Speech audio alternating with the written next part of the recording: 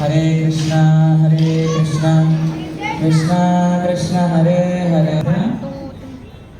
स्वामी అక్కడ వైకుంఠ వాసన నుంచి మనందరినీ అనుగ్రహించడానికి చక్కగా ఈరోజు ఇంతమంది భక్తులు మళ్ళీ శ్రీరంగంలో లక్షలాది మంది భక్తుల మధ్యలో వస్తారో లేదో అని స్వామి మన కోసం ఇక్కడ వచ్చారు. మనల్ని ఇంత సుందరమైన దర్శనంతో అనుగ్రహించారు. ఇక్కడ ఎంతో మంది ముఖ్యంగా రాణి గారు వచ్చారు. శ్రీరంగ క్షేత్ర